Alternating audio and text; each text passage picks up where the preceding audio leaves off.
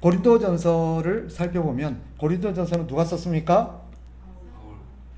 잘못 읽으신 거예요. 1절 다시 보세요. 하나님의 뜻을 따라 그리스도 예수의 사도로 부르심을 받은 바울과 소스데네라고 되어 있어요. 바울은이로 끝나지 않고 누구도 있어요? 네, 소스데네가 아까 그 얘기를 들었으면 상당히 서운할 뻔했어요. 그죠? 나도 같이 있었는데 왜 바울만 얘기해? 상당히 서운할 뻔했습니다. 자, 이 소스데네를 우리가 잠깐 짚고 넘어갑시다. 이 사람이 누구냐? 고린도 지역에 있던 회당장입니다. 바울이 2차 선교행 중에 만났고 바울의 복음을 듣고 회심했던 그 지역의 회당장이 누구였어요?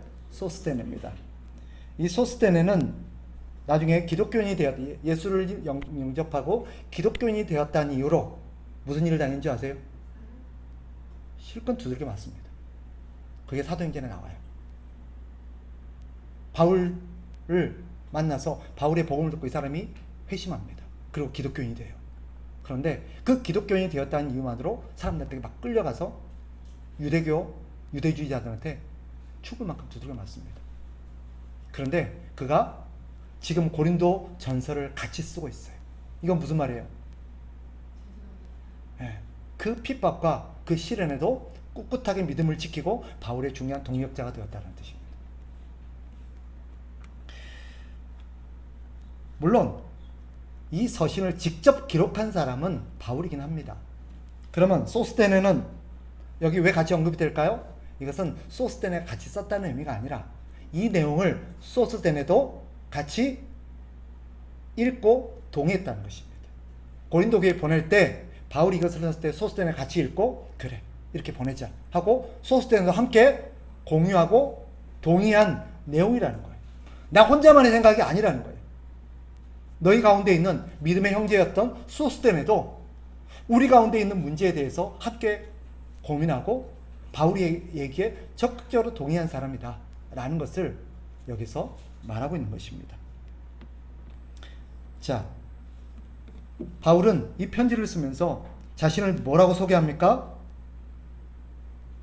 1절을 보세요. 하나님의 뜻을 따라 그리스도 예수의 사도로 부르심을 받은 바울과 되어 있어요. 자신을 예수 그리스도의 사도다라고 말합니다. 즉, 여러분 저를 보세요. 어떻게 해야 사도가 될 수 있습니까? 사도가 되는 조건이 뭐예요? 예.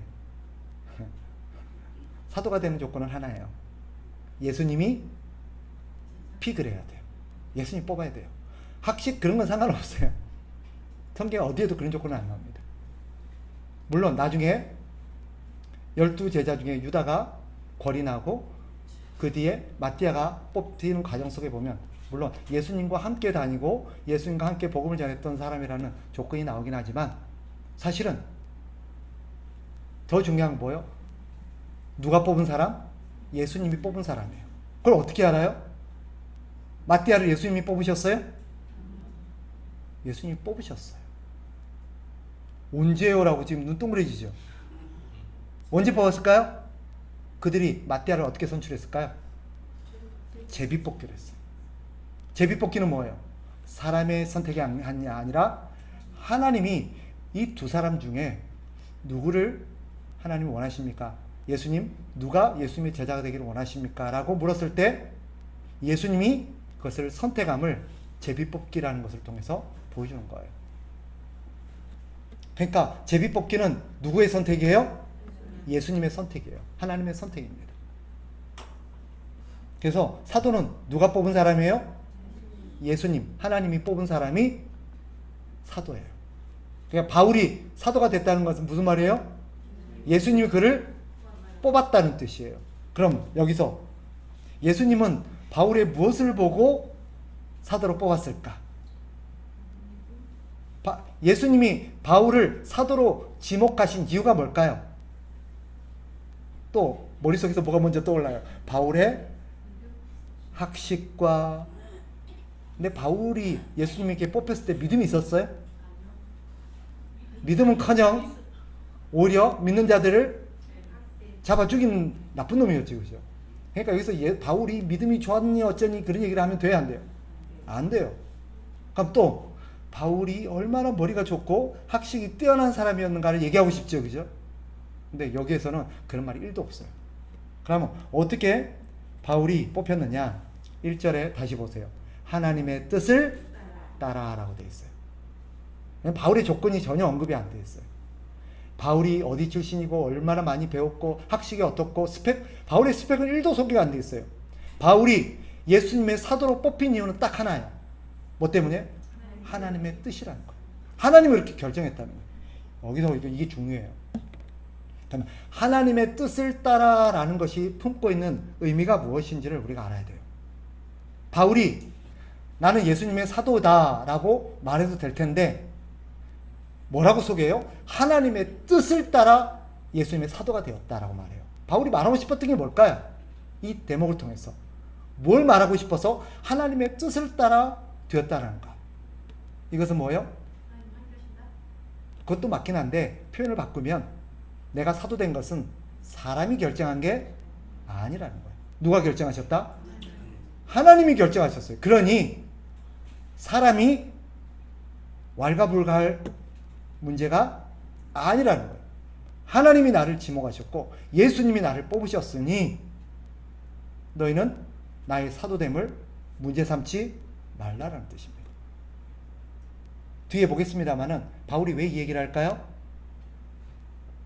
나중에 고린도 교회에 바울이 그 지역에 가서 복음을 전할 때 그 복음을 전하지 못하도록 방해했던 사람들이 누구예요?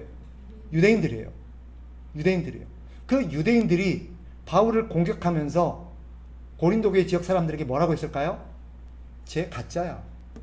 쟤 사도라고 막 자칭 사도라고 그러는데 쟤 가짜야. 진짜 사도 아니야. 진짜 사도는 어디 있어요? 어디 있을까요? 예루살렘에. 거기 있는 사도들만 사도예요. 바울은 지가 사도 노릇하는 거지 사도가 아니다라고 얘기했어요. 그러니까 바울이 자기가 진짜 사도라는 걸 말하기 위해서 나는 사람이 뽑은 게 아니다. 나는 하나님이 뽑은 거다. 라는 것을 말하기 위함입니다. 그런데 이 안에는 어떤 의미도 담겨 있냐면 이것은 나의 출신 배경과는 상관이 없다라는 거예요. 나의 능력과도 상관이 없다. 나의 공로도 전혀 상관이 없다. 이것은 전적으로 하나님의 뜻이다. 라는 것이 이 안에 담겨있는 메시지입니다. 바울만 그렇습니까? 바울이 이 얘기를 하는 것은 자기에게만 해당되는 말일까요? 아니에요. 여기에 같이 이 서신을 쓴 소스테네도 그렇고 우리도 그렇습니다. 하나님의 일꾼, 하나님의 사람은 누가 세우셔요? 하나님이 세우십니다. 사람의 자격이나 학력을 전제로 하지 않습니다. 그러니 우리는 내가 그리스도인이 되었고 하나님의 일꾼이 되었을 때 자꾸 그 어떤 조건을 자기에서 찾으려고 하는 것을 멈춰야 돼요. 사람들은 자기가 목사가 되고 장로가 되고 권사가 되고 그러면 왜 하나님이 나를 이렇게 세우셨을까? 자꾸 자기 조건에서 찾으려고 해요. 내가 이래서. 어떤 분은 정말 겸손하게 말해요. 나는 정말 부족한데, 나는 자격도 없는데, 나는 능력도 없는데 하나님께서 나 같은 것을 사용하셔서 강한 자를 부끄럽게 하시려고 나를 세우셨다. 물론 성경적인 것 같아요. 그죠? 그러나 그것도 아니에요. 내 조건과는 상관없이 하나님이 결정하신 거예요. 하나님이 결정하신 거예요. 그러니까 내 조건을 전제로 내가 일꾼 되는 것을 자꾸 생각하지 마세요. 이것은 두 가지 문제를 일으킵니다. 어떤 문제예요? 내가 만약에 열심히 잘해서 바울처럼 일을 많이 했어요. 잘 섬겼어요. 그러면 자기가 일꾼으로 뽑힌 근거를 어디에서 찾을까요? 나 이런 열심을 보고 내가 하나님이 나를 뽑으면 이렇게 열심히 할 것을 알고 나를 뽑으셨구나. 이런 자기의 어떤 잘남에 대해서 과신하고 그걸 근거로 삼게 돼요. 반면 다른 사람은 어떨까요? 다른 사람이 자기보다 못하면 어때요? 다른 사람은 자격이 없다고 말해요. 너 같은 사람은 어떻게 해? 이건 여담인데 나중에 가서 제가 위로를 받은 건데, 제가 지방에 있다가 이제 사역자가 되어서 전도사가 되고 이제 되어서 서울에 사역하게 될 기회가 있었습니다. 그래서 서울로 갔어요. 그것도 강남 한복판으로 가서 사역하게 되었습니다. 나는 거기가 강남인지도 모르고 그렇게 부자 동네인지도 모르고 그렇게 공부 잘하는 사람들만 모여 사는 지역인지도 모르고 왔어요. 도곡동이라는 지역인데요. 나는 그게 어딘지도 모르고 그냥 학교 홈페이지 구인가구만 보고 갔어요. 가보니까 강남이더라고. 부자 동네더라고. 거기 모인 사람들이 전부 다 석박사들이에요. 그 담임 목사님도 연세대 물리학과를 나온 수재였어요. 그런 곳에 제가 갔으니 학력도 일천하지요. 거기다가 배운 것도 없지요. 그렇다고 제가 뭐 똑똑하기라도 합니까? 그런 제가 거기 갔으니 얼마나 많이 힘들었겠어요. 얼마나 열등감도 있었겠습니까? 근데 그런 열등감에 우리 담임 목사님이 기름을 부었어요. 뭐라고 말하는 줄 아세요? 네.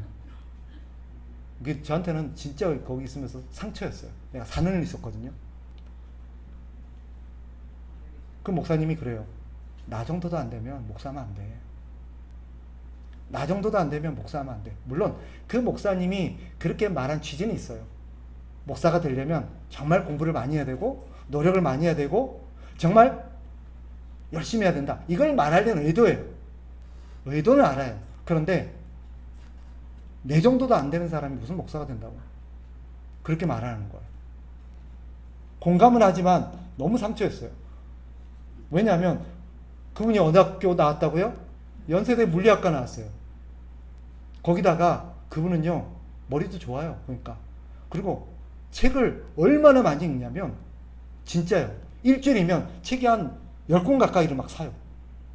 매주 책이 와요. 알라딘이나 예스24 책이 막 와요. 저는 가난한 전도사니까 책을 사도 헌책을 사야 돼요. 그리고 저는 그만큼 읽어낼 능력이 안 돼요. 근데 그 목사님이 저를 막 뭐라는 거야. 책 안 읽는다고. 설교 못한다고. 아는 게 너무 없다고. 신학적인 지식이 너무 얕다고. 막 뭐라 하더라고요. 그러면서 했던 말이 나 정도도 안 되면 목회하면 안 돼. 그 말을 하셨어요. 근데 그때는 그분의 말 취지는 맞아요. 그런데 사실은 그분의 말대로 하면 나는 목사가 되어서는 안 되는 사람이에요. 근데 나중에 시간이 많이 흘렀어. 뒤늦게 이제 하나님께서 말씀으로 저를 위로해 주셨어요. 이런 메시지를 주셨어요. 네 능력 봤으면 너 안 뽑았어. 하나님의 뜻을 따라 너를 뽑은 거야. 내 뜻대로 너를 뽑은 거야. 이 말 안에 어떤 메시지가 저한테 들어왔냐면 넌 능력 보고 뽑은 거 아니야. 내 일은 너를 통해서 내가 이루려는 일은 너한테 달린 게 아니야. 누구한테 달렸어요? 네, 하나님께 달렸어요. 하나님의 뜻을 따라 이 말은 무슨 말이에요? 내가 다 해. 너는 그저 내 말에 순종해. 그러고 나서 이유를 알았어요. 하나님 나를 왜 뽑으셨는지. 잘난 체 못하게 하려고. 내가 하나님의 일을 감당해낸다면 그건 내 능력이 아니거든요. 누가 하신 거예요? 하나님이 하셨으니까. 그러고 나서 그때서야 비로소 제가 위로를 얻고 거기에 대해서 답을 찾았어요. 이제는 웬만한 사람들이 뭐 얘기해도 거기에 대해서 자존심 상해하지 않아요. 그때는 너무너무 고통스럽고 힘들었어요. 그 4년을 눈물로 지새운 날이었어요. 덕분에 성장은 많이 했지만 그래도 그 목사님 저 안 좋아요. 어쨌거나 오늘 바울이 하나님의 뜻을 따라 사도가 되었다 말하는 그런 의미가 담겨 있어요. 그러니까 여러분, 내가 하나님의 일꾼이 되어서 잘하든 못하든 내 조건을 보지 마십시오. 하나님의 뜻을 따라 그저 결정하신 것 뿐입니다. 이것을 우리가 기억해야 됩니다. 즉, 그러니 우리는 어떻게 해야 되느냐? 항상 겸손하게 하나님을 의지하고 하나님을 바라봐야 합니다. 그리고 하나님이 나에게 명령하시면, 하나님이 나에게 하라고 하시면 우리는 어떻게 해야 돼요? 순종해야 돼요. 어떤 사람들은 능력이 많은 사람들은, 자신감이 넘치는 사람들은 하나님 말씀하시죠. 알겠습니다. 걱정하지 마세요. 이렇게 말할지 몰라요. 근데 그런 사람들은 성공할까요? 실패할까요? 거의 실패해요. 하나님이 그를 한번 꺾으시기 위해서. 근데 반대로 능력이 없고 자신이 없는 사람들은 뭐라 할까요? 하나님 저 못해요. 딴 사람 시키세요. 그랬던 사람이 누구예요? 모세잖아요. 그죠? 기억나시죠? 하나님 모세에게 너 가서 내 백성 좀 끌어내니까 저 못해요.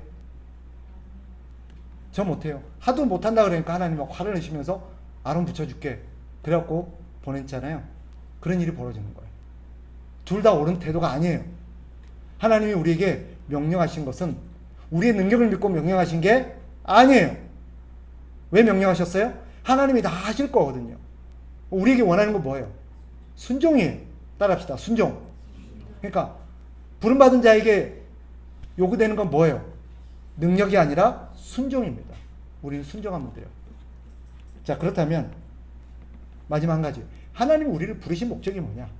하나님이 바울을 사도로 세우신 목적이 뭐냐? 그거예요. 뭐 때문이냐? 바로 따라합시다. 예수 그리스도를 위해서. 네, 오늘 본문에도 보세요. 예수 그리스도의 사도로 부르심을 받았다라고 되어 있죠. 예수님을 위한 사도예요. 예수님을 위한 사도. 그러니까 바울이 사도가 된 건 누구를 위해서요? 자신을 위해서가 아니에요. 예수님을 위해서요. 이건 바울에게만 해당될까요? 우리에게도 해당될까요? 우리에게도 해당돼요. 하나님 우리를 일꾼 삼은 것은 우리 자존심 세워주려고, 우리 명예를 키워주려고, 우리 얼굴 좀 들게 해주려고, 우리를 높여주려고 아닙니다. 누구를 위해서요? 예수님을 위해서요. 그런데 사람들이 하나님의 부름을 받아서 하나님의 일꾼으로 세워지면 꼭 거기서 실수를 해요. 어떤 실수를 해요? 자기가 잘나서 그런 줄 알아요. 그리고 그런 것들을 자꾸 어떤 기회로 쓸까요? 자기를 과시하고 자기를 높이고 자기 욕심을 채우는 기회로 자꾸 삼으려고 그래요. 제일 그런 사람이 목사죠. 제가 알아요. 목사가 되면 하나님께서 교회 목사로 세운 이유가 뭐예요? 네, 하나님의 일을 하라고. 그죠? 하나님을 위해서, 예수님을 위해서 그 역할을 하라고 목사를 세워놨는데, 목사가 되니까 뭐예요? 자기를 위해서 살아요. 자기 명예 높이고 자기 이익을 채우고 자기 욕심을 위해서 사역을 하려고 그래요. 근데 목사만 그런 줄 알았더니 권사도 그러더라고요.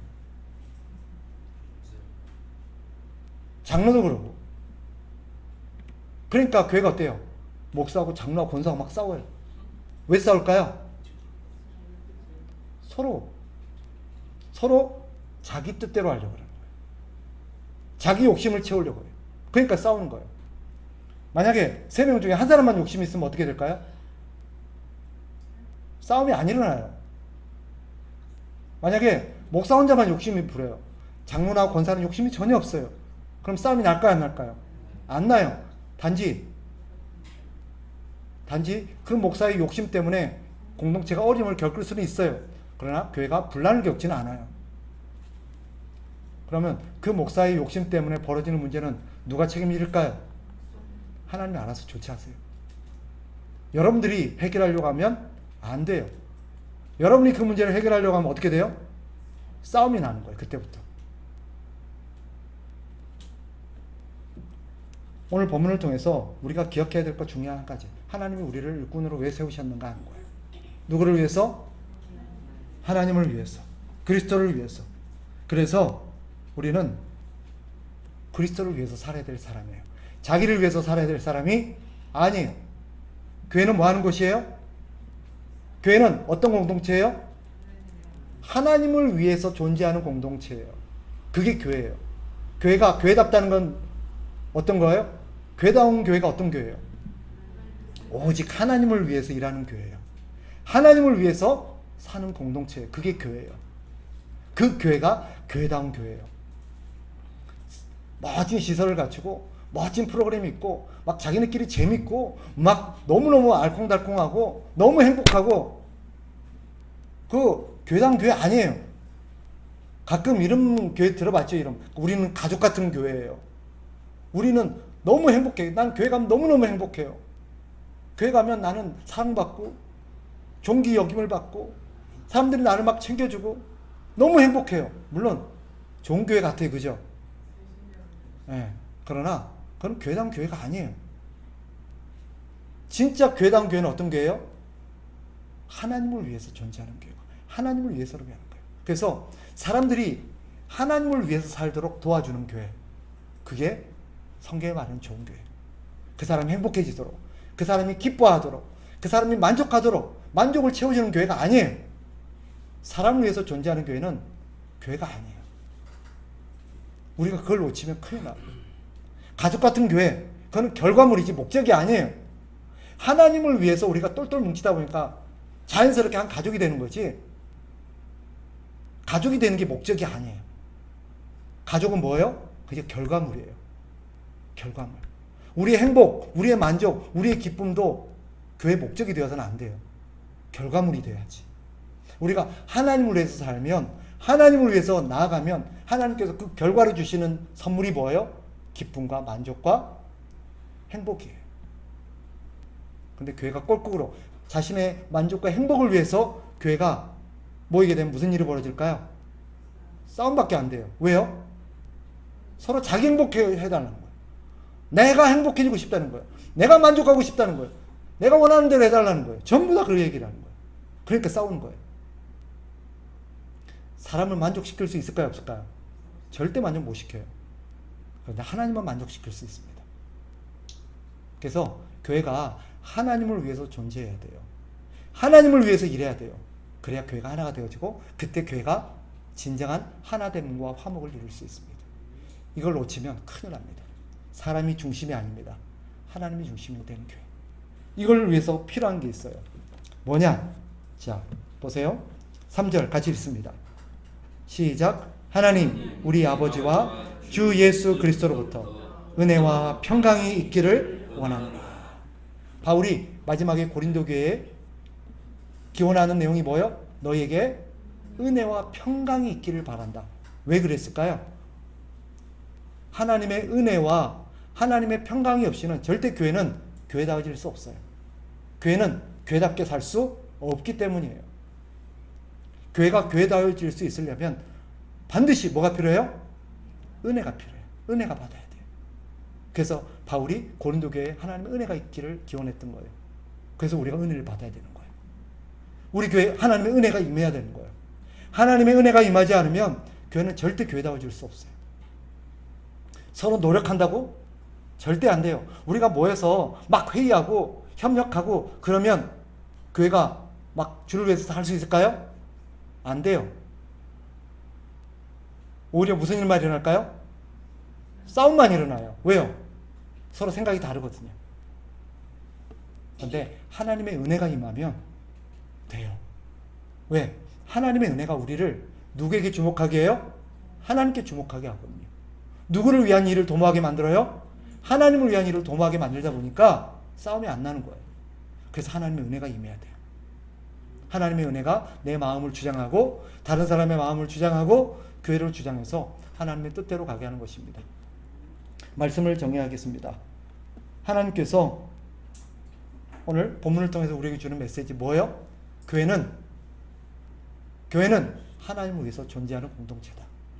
그 교회가 존재하는 이유는 오직 하나님을 위해서다. 교회가 하나님을 위해서 살기 위해서는 뭐가 필요해요? 은혜가 필요하다. 그래서 교회가 해야 될 일은 뭘까요? 기도해야 돼요. 무엇을 위해서 기도해야 돼요? 네, 우리의 기도는 분명 하나님 우리 교회에 은혜를 베풀어 주십시오. 그래서 우리 교회가 하나님의 뜻대로 존재하고 하나님의 뜻대로 일하는 공동체가 되게 해주십시오. 이걸 기도해야 되는 거예요. 그런데 대부분 모여서 기도를 하는데 무슨 기도할까요? 자기 문제 기도예요. 우리가 모여서 하나님 앞에 기도하고 하나님의 일을 도모할 때 하나님의 은혜가 반드시 필요하다는 것을 생각하고 우리가 하나님의 은혜를 구하는 그런 공동체가 되어서 하나님이 보시기에 우리는 비록 완전하지 않지만 항상 우리에게 직면한 문제와 싸워서 승리하는 그런 참된 교회 되기를 주의 이름으로 축복합니다.